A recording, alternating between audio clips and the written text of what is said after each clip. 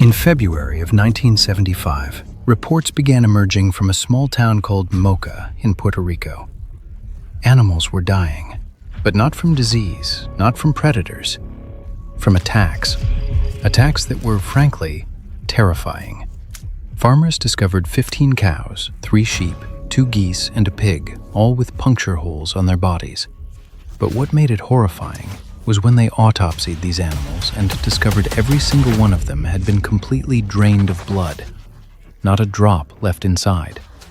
And the only wounds on the bodies were those small, clean puncture marks. Local authorities at the time dismissed it, claiming it was wild dogs, and shut the whole thing down without a real investigation.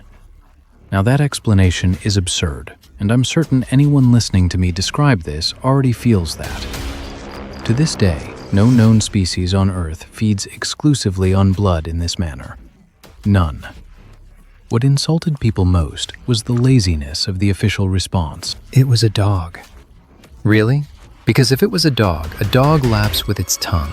It doesn't extract every single drop of blood from the inside of a large animal, leaving clean puncture wounds and nothing else. What kind of dog has that capability? For the first time here, I'm Amin, the narrator. I cover the strangest, most mysterious true stories on the planet, and today's subject is a creature, strange, terrifying, and almost certainly real. There has been a deliberate suppression of this topic, and that alone should make you curious. If you're watching this channel and you enjoy what I make, I can tell from the comments that you do, but only a fraction of you hit the like button. If you think I deserve your support, don't hold back. For new viewers, subscribe and hit the notification bell. Now, let's get into this story, because it gets deeply unsettling. 1 week after those first incidents, the attacks returned. A farmer found one of his cows with a puncture wound drilled directly into her skull. A week after that, on March 15th, another farmer lost 34 chickens. Same method. The total animal death toll had reached 90 within just 2 weeks. Don't underestimate that number. When farmers lose 90 animals in 2 weeks, that's not a nuisance. That is a livelihood destroyed. And the terrifying part isn't just the scale, it's the method. If it were disease, they could take precautions. If it were a food contamination issue, they'd adapt. But they had no idea what they were dealing with. 3 days later, the toll climbed further. A farmer named Hector Vega found 2 of his goats completely drained of blood, puncture marks on their necks. The next day, 7 more of his goats were attacked the same way. 10 had vanished entirely. Another 10 were dead.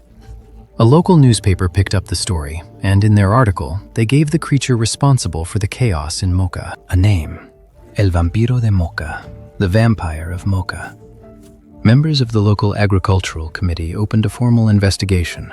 They brought in a well-known reptile specialist named Dr. Juan Rivero to determine whether Puerto Rico's native snake species were involved. After examining the puncture wounds on the dead animals, he told them flatly, "There are no signs of venom. No snake sucks blood.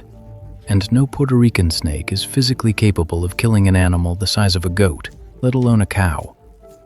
During their field investigation of the surrounding area, they discovered an unusual bat species in a nearby cave. But after running tests, they confirmed it was a fruit bat, a species that feeds on fruit and poses no threat to livestock. Then, just as suddenly as the attacks had begun, they stopped. In July, total silence. No attacks, no explanation for why it stopped, no resolution. Until March of 1995, 20 years later, 100 kilometers from Moca, in 2 towns called Orocovis and Morovis, it started again. Farmers' animals were dying in the exact same mysterious way. A veterinarian there examined 8 animals. What was striking was that all of the animals he examined were seen by him within 12 hours of their death, and not one showed any sign of rigor mortis. Fully fresh, no stiffening at all. He said whatever killed them directly via 2 deep puncture wounds on the right side of the neck, directed toward the brain. Each puncture was the diameter of a straw, and the wounds were executed with such surgical precision that even a specialist wielding a sharp scalpel could not replicate them. Over 1,000 animals were killed in the region: dogs, rabbits, chickens, But the creature's preferred target was always goats. A well-known radio broadcaster named Silverio Perez was covering the killings live on air, and while describing this creature's attacks in one of his broadcasts, he gave it the name that would stick forever: Chupacabra, goat sucker. Now everyone had a name for it, but still, no one had seen it. Until a woman from the town of Canovanas named Madeline Tolentino and her mother saw it on the sidewalk directly in front of their home. She described it in exact detail. It resembled a kangaroo, but with no tail. It walked upright on 2 rear legs like a human. It had thin arms with 3 fingers on each hand and 3 toes on each foot. Large, dark eyes with blackness extending along the sides of the face. No visible ears, 2 nostril holes with no nose, and a raised row of quills running down its back. Her exact words, "I saw the devil." On a second occasion, Madeline, her husband, and a work colleague all watched the Chupacabra enter their garage. They couldn't catch it, but she sketched it, and that sketch spread massively. After it went public, many more people came forward with their own reports. Dozens of additional sightings were filed. Reports flooded in. Hundreds of witnesses confirmed they had seen the same creature. There were slight variations in the descriptions, as you'd expect from different people at different distances, but the core consistent details across every account: height between 120 and 150 centimeters, standing upright on 2 short rear legs, large black eyes, and either small bat-like wings or a row of spike-like quills running down the spine, scaly or rough skin, and a distinct smell described repeatedly as sulfur. On March 3, 1996, a famous Spanish talk show called Cristina ran a full segment on the story. The result? The Chupacabra exploded internationally overnight. Suddenly, sightings were being reported in Miami, in Sweetwater, Florida, then Mexico. And for 5 straight years, animal killing reports in this same method came in from Nicaragua, Spain, Argentina, Chile, even Brazil. But still, not a shred of physical evidence. Until August 30th of the same year, a farmer made a decision. He dropped everything in his life, picked up his rifle, and went out to find the Chupacabra. Because it had killed his neighbor's goats, and this farmer went out and actually shot it. Now, a farmer shooting something is one thing, but this was a real body, the first actual physical specimen. A qualified veterinarian examined it and stated, "This is an unknown creature. It has large eyes, smooth, bat-like skin, large claws, massive fangs, and rigid spines protruding from the vertebrae." He concluded it was most likely a hybrid, the product of genetic engineering. A second theory proposed it might be a bat-crocodile hybrid, though that was considered scientifically implausible since crossbreeding between those 2 species is biologically impossible. The body was sent to the National Autonomous University in Nicaragua, and when the results came back, on September 5, 2000, the university declared, "This is a dog with mange." For anyone unfamiliar, mange is a severe skin disease that causes total hair loss, leaving animals with gray, peeling, discolored skin. But when the body was returned, the farmer rejected it. He said the body they sent back was not his.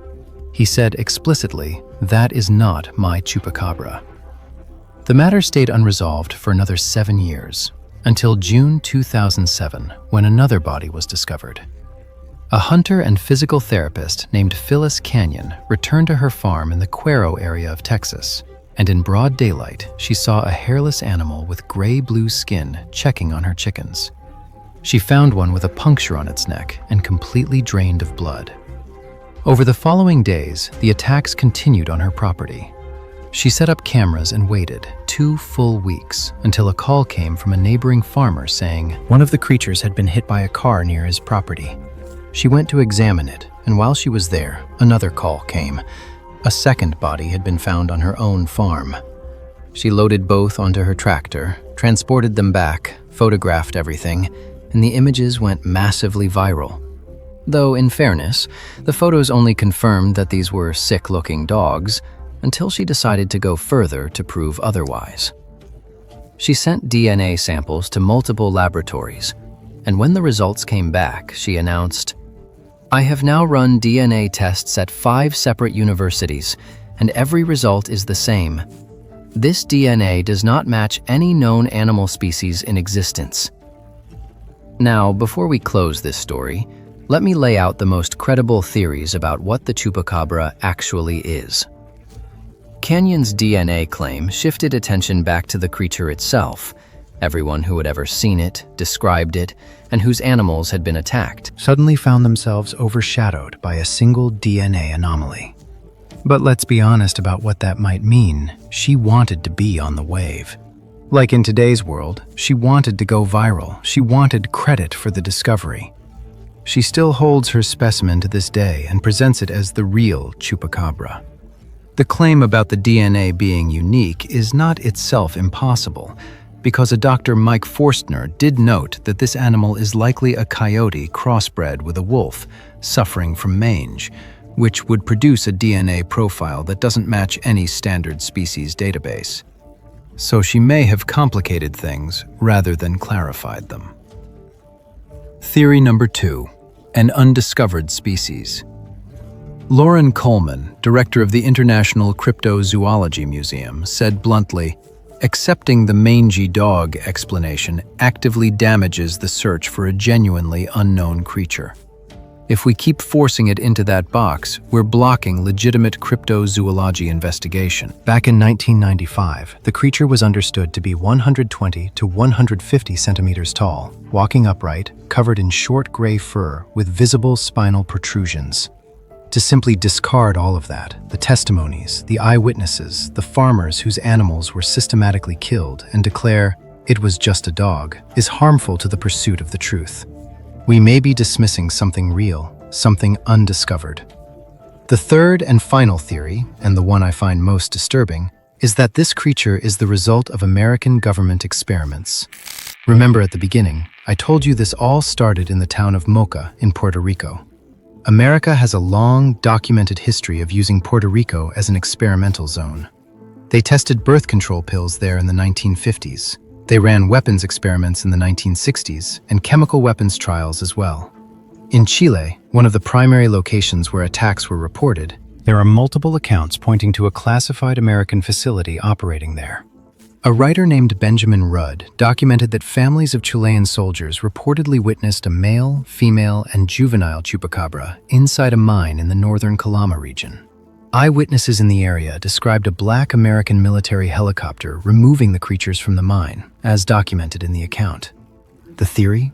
These creatures had escaped from a classified American military installation in the Atacama Desert in northern Chile. Now, all of this could be conspiracy theory. It could be people living inside their own paranoia.